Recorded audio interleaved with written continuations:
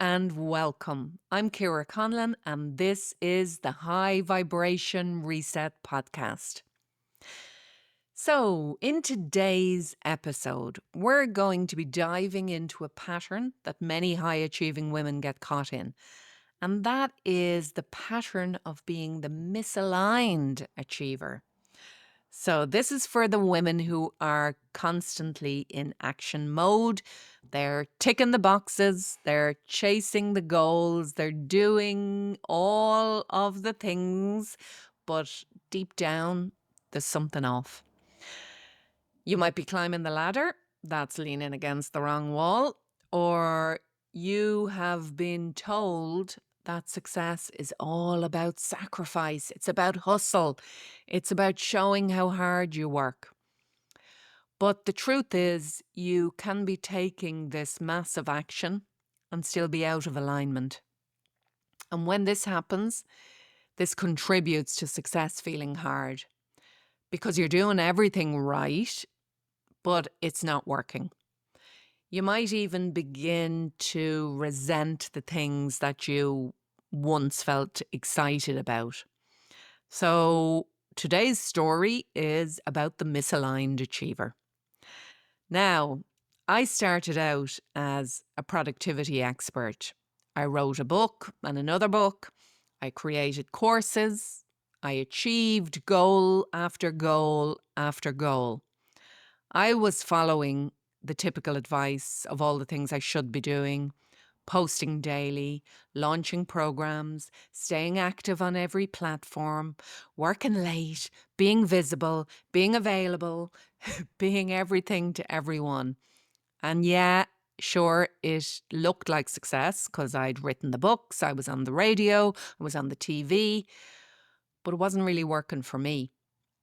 And being brutally honest about it, it's that just being in this zone of delivering productivity was boring me.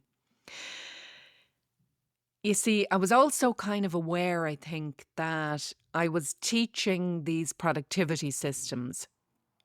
I was showing people how to get more organized, but it wasn't really getting them the results that they needed, because over time I realized that there was deeper work to be done. Because for me anyway, you know, teaching people and showing people all about this getting organized and productivity wasn't bringing me joy. It wasn't fulfilling me. And at some stage, I realized that I was the one that wasn't aligned. And everything was hard. Even though I was having success, it wasn't easy and it wasn't fun. And there definitely wasn't any joy, because when we are misaligned, I suppose, is the best word for it, we're in low vibration. So I had to start aligning my action. I had to start being true to who I was. And that was being true to the fact that I wanted to be more of a healer, to help people heal the emotional blocks, to go deeper, to help people shift their mindsets and not just give them systems to plan their workflow. So when I stepped into this more personal truth, life began to flow more easy, because forced action creates resistance. It creates frustration and it leads to burnout. So this misaligned achiever archetype is doing a lot, but not necessarily the right things. They're usually deeply committed, but they often feel this kind of a disconnection from purpose. And they often mistake the momentum or the movement, the constant movement or motion for actual momentum. So if this is you, you don't want to be sacrificing any purpose for just productivity. And if it's you, maybe you are wearing this exhaustion or you've so much to do like a badge of honor. So we don't want to do that anymore. But if you have been doing it, there's no judgment, there's no self-criticism. It's an acknowledgement and a stepping forward. Because we've all been taught to work hard and to be grateful for whatever job you do have. So we've been kind of conditioned into believing that if you have a job, keep doing the job. You know, who would you to be kind of seeking purpose? Just get on with your bloody job. You know, that's definitely the world we've grown up in. But we now want to make that reset because we no longer want to be doing more to feel worthy. We want to feel more connected. We want to feel more purposeful. Stop trying to prove your value through the hustle. Just step back and start to feel more connected. And you can do this by being more present. It's as simple as that. I had a client who came to me completely burnt out. She was a business owner. She was a business owner who worked, I think, 7 days a week. Yep.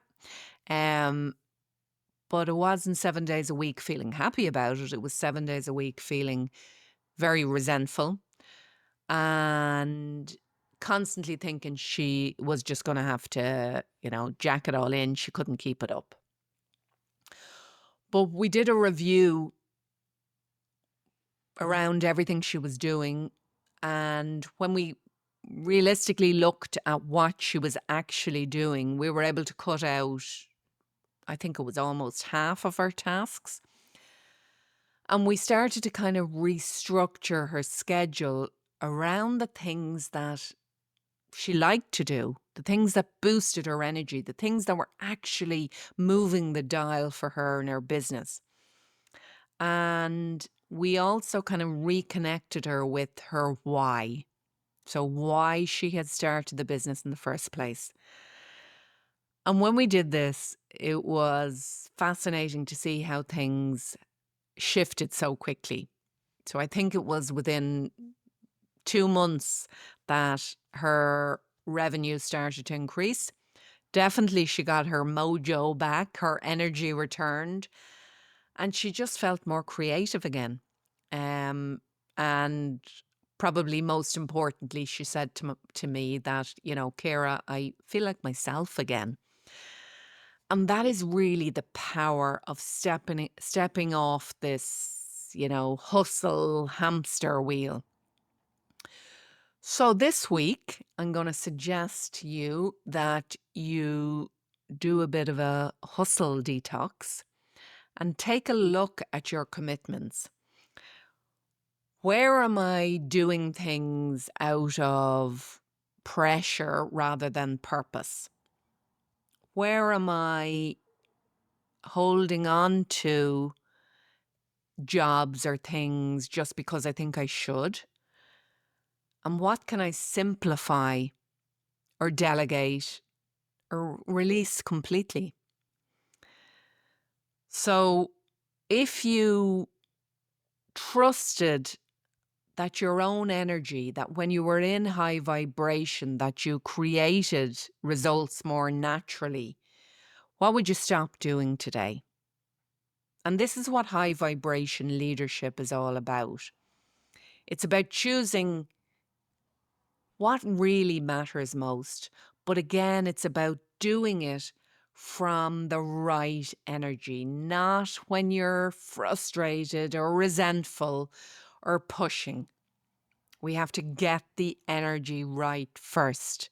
So it's about taking action that feels grounded and rooted and not doing it when we're reacting. It's about leading yourself first and getting into this better energy before you lead others.